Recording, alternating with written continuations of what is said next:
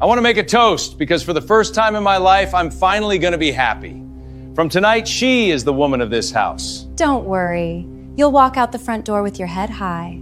That's more than most get. Are you finished? Warren, are you sure this house is yours? Whose else would it be? The deed is in my name. Only my name. It always has been. My father built this house the year I was born. He made me promise one thing: never put a man's name on your father's house. He trusted you exactly as much as he should have. He told you it was his, didn't he? He built you a whole life out of something that was never his to give. There's a car coming at 8. That's 20 minutes.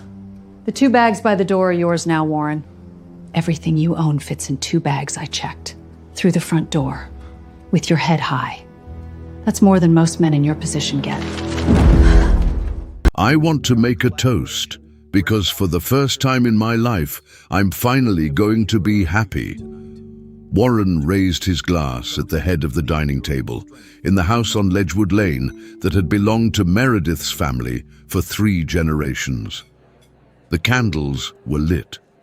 Her mother's Wedgwood china sat on the linen. Everything in that room had a history he had never bothered to learn. Beside him stood a woman in a red dress.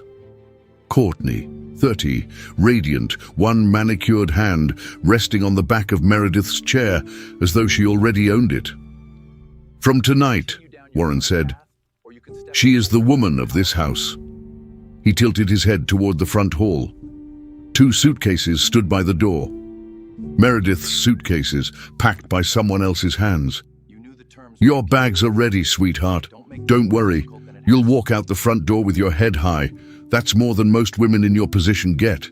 Meredith didn't move. She set her fork down on the napkin, slow and silent, and folded her hands. Courtney smiled. Are you finished?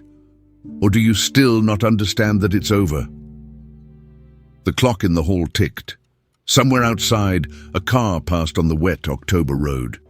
Meredith looked at her husband of 11 years. She had known about Courtney since spring. The new cologne, the client dinners in Stamford, the hotel receipt she found folded inside his golf bag. She had not screamed then. She had not screamed once. Instead, she had made a single phone call, not to a divorce attorney, to the county clerk's office in Fairfield. Warren, she said. Her voice was steady, almost gentle. Are you sure this house is yours? He laughed. Courtney laughed with him, that bright, borrowed laugh of a woman who had been promised a life. Whose else would it be? Warren said. I've paid for everything under this roof for 11 years. You paid the landscaping bill, Meredith said. You paid for the wine. You never paid for the house. It's our house. No. She reached into the leather folder resting on the chair beside her, the one she had set there before dinner, before the toast, before the red dress walked in. The deed is in my name. Only my name. It always has been. The room went quiet. That's a lie, Warren said, but something in his face had already started to fall. Then read it. She slid the folder across the table. It stopped in front of him. He opened it with 2 fingers, the way a man opens a letter he already knows will hurt. The deed, the recorder's stamp from the Fairfield County Clerk, the date, 4 years before their wedding, and below the legal description of the property, one name typed in clean black letters. Meredith Ann Caldwell, her name, her father's house. My father built this house the year I was born, Meredith said. Before he died, he made me promise one thing. He said, never put a man's name on your father's house, Mary. I was angry at him for years. I thought it meant he didn't trust you. She almost smiled. He trusted you exactly as much as he should have. Courtney's hand slid off the back of the chair. Warren told you it was his, didn't he? Meredith said, turning to her. Her voice held no cruelty. It was almost kind. He told you he would give you this house, the dinner, the toast, the red dress. He built you a whole life out of something that was never his to give. Courtney looked at Warren. Warren looked at the deed. Meredith, he he started. "There's a car coming for you at 8, she said, glancing at the hall clock. "That's in 20 minutes. The 2 suitcases by the door. They're yours now, Warren. I had your things packed this afternoon. Everything of yours fits in 2 bags. I checked." She stood. She was not tall, but the room seemed to arrange itself around her. "Courtney, I'm sorry, truly. You're not the first thing he lied to, and you won't be the last. But you should hear it from someone. Nothing he promised you tonight was real." Warren's voice cracked. "You planned this. You planned the whole—" "No," Meredith said. "You planned this. The toast was yours. The red dress was yours. I only decided not to be surprised." She walked to the front door and opened it.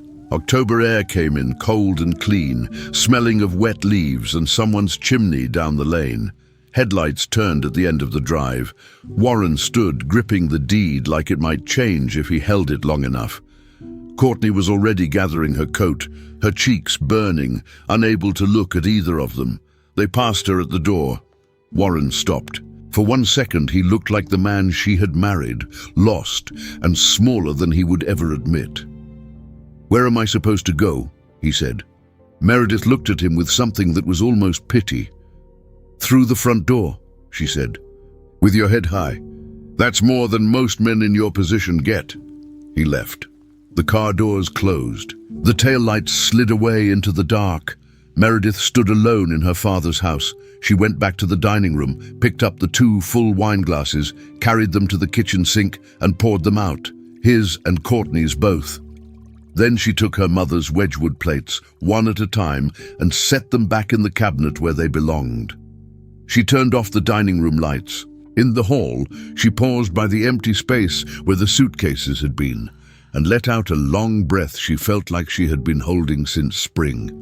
Then she opened a window, sat down at her father's table, and for the first time in 11 years, listened to how quiet her own house could be. It was hers, it always had been.